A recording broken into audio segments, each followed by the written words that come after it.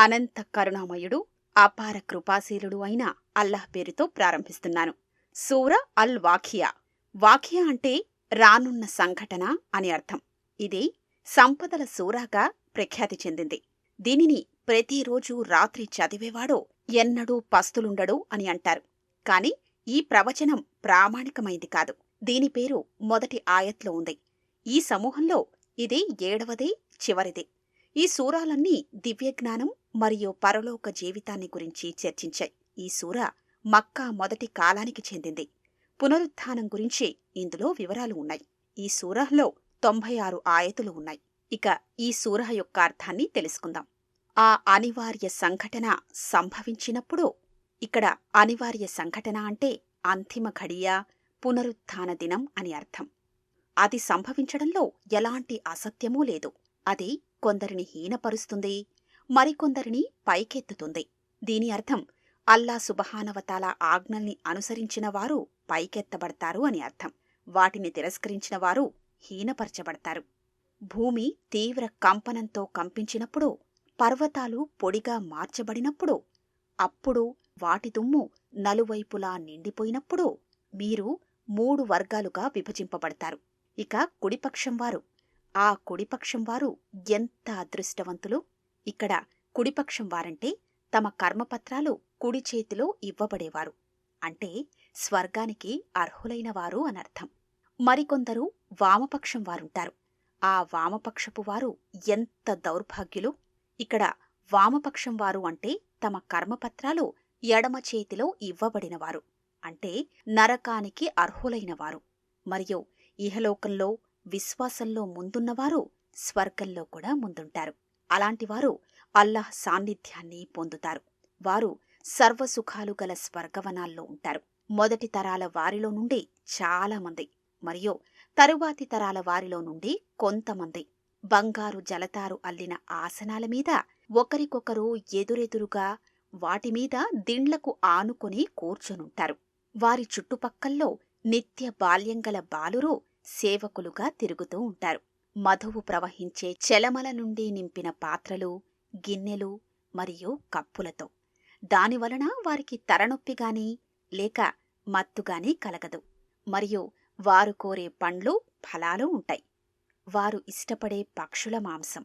ఇక్కడ దీనర్థం, నేను నా సద్వర్తనులైన దాసుల కొరకు సిద్ధపర్చి ఉంచిన దాన్ని ఇంతవరకు ఏ కన్ను చూడలేదు, ఏ చెవి వినలేదు, మరియు ఏ మానవ హృదయం కూడా ఊహించలేదు అనర్థం.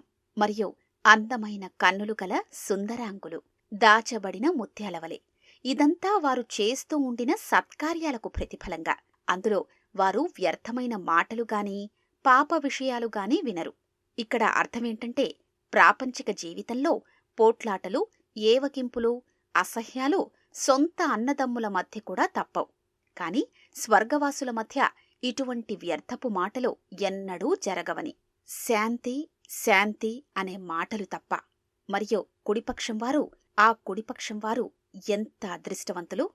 వారు ముళ్ళులేని సిదర్ వృక్షాల మధ్య, మరియు పండ్ల గెరలతో నిండిన అరటి చెట్లు, మరియు వ్యాపించి ఉన్న నీడలు, మరియు ఎల్లప్పుడూ ప్రవహించే నీరు, మరియు సమృద్ధిగా ఉన్న పండ్లు, ఫలాలు, ఎడతెగకుండా మరియు అంతం కాకుండా ఉండే వనాలలో ఎత్తైన ఆసనాల మీద కూర్చొనుంటారు. నిశ్చయంగా మేము వారిని ప్రత్యేక సృష్టిగా సృష్టించాం, మరియు వారిని నిర్మలమైన కన్యలుగా చేశాం. ఇక్కడ నిర్మలమైన కన్యలు అంటే సద్వర్తనులైన స్త్రీలు చనిపోయినప్పుడు ఎంత వృద్ధులుగా ఉన్నా పునరుత్థాన దినమున యవ్వన కన్యలుగా లేపబడతారు. వారు నిత్యం యవ్వన స్థితిలోనే ఉంటారు. వారు ప్రేమించేవారుగానూ సమవయస్సుగల వారుగానూ ఉంటారు. కుడిపక్షం వారి కొరకు. అందులో చాలామంది మొదటి తరాలకు చెందినవారుంటారు, మరియు తరువాత తరాల వారిలో నుండి కూడా చాలామందుంటారు. ఇక ఎడమపక్షం వారు, ఆ వామపక్షం వారు ఎంత దౌర్భాగ్యులు! వారు దహించే నరకాగ్నిలో, మరియు సలసలా కాగే నీటిలో, మరియు నల్లటి పొగఛాయలో ఉంటారు.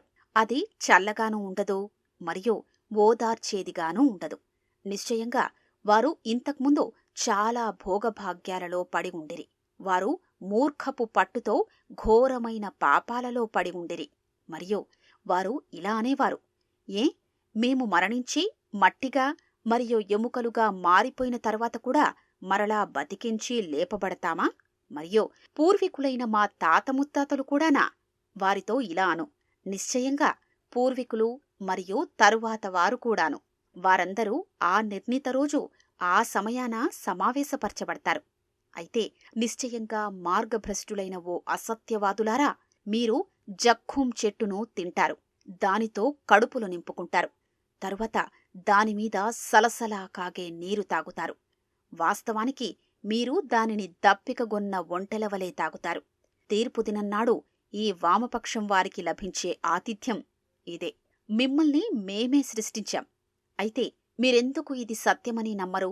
ఏ, మీరెప్పుడైనా మీరు విసర్జించే వీర్యబిందువును గమనించారా? ఏమి, మీరా దాన్ని సృష్టించేవారు, లేక మేమా దాని సృష్టికర్తలం? మేమే మీకోసం మరణం నిర్ణయించాం, మరియు మమ్మల్ని అధిగమించేది ఏదీ లేదు. మీ రూపాలను మార్చేసి మీరు ఎరుగని ఇతర రూపంలో మిమ్మల్ని సృష్టించడం నుండి.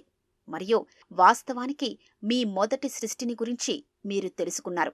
అయితే మీరెందుకు గుణపాఠం నేర్చుకోరు? మీరు నాటే విత్తనాలను గురించి మీరెప్పుడైనా ఆలోచించారా? మీరా వాటిని పండించేది, లేక మేమా వాటిని పండించేవారం? మేము తలుచుకుంటే దాన్ని పొట్టుగా మార్చేయగలం. అప్పుడు మీరు ఆశ్చర్యంలో పడిపోతారు.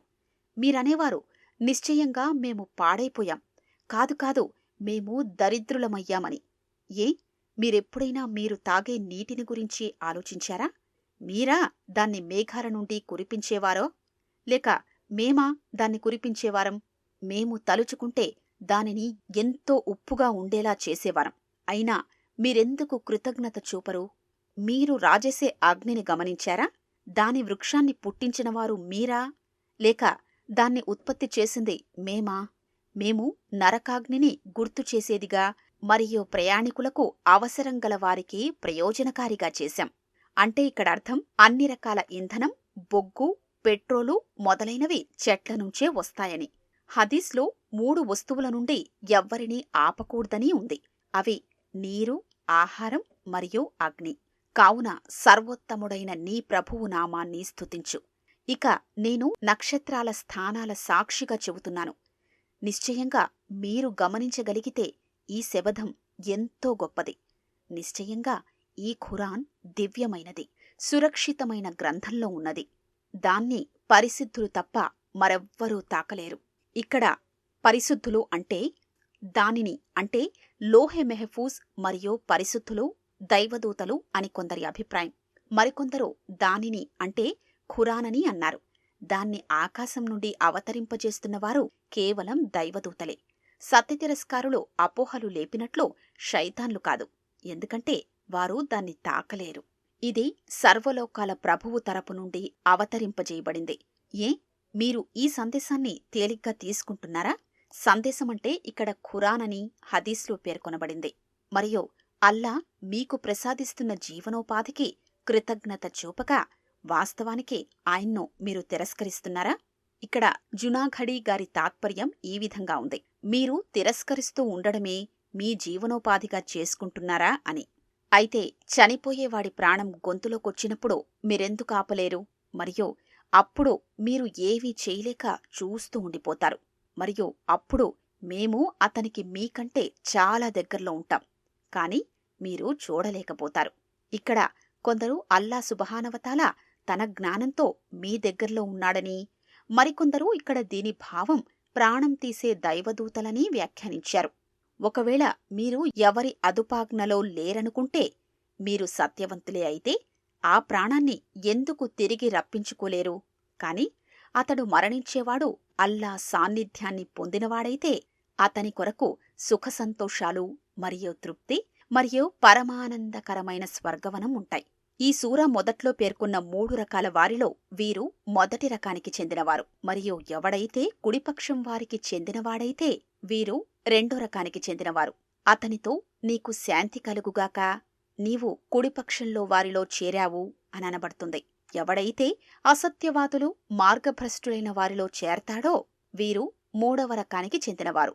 వీరు అస్హాబ్ అల్ మష్ అమా అని ఈ సూర మొదట్లో పేర్కొనబడ్డారు. అతని ఆతిథ్యానికి సలసలా కాగే నీరుంటుంది మరియు భగభగమండే నరకాగ్ని ఉంటుంది. నిశ్చయంగా ఇది రూఢి అయిన నమ్మదగిన సత్యం. కావున సర్వోత్తముడైన నీ ప్రభువు పేరును స్తుతించు. ఇక్కడ స్తుతించడం అంటే హదీస్లో ఈ విధంగా ఉంది. 2 పదాలు అల్లా సుబ్హానవతాలకు ఎంతో ప్రియమైనవి, ఉచ్చరించడానికి సులభమైనవి మరియు ప్రతిఫలం రీత్యా బరువైనవి. అవి సుబహానల్లాహి వబిహమ్దిహి, సుబహానల్లాహిల్ అజీం.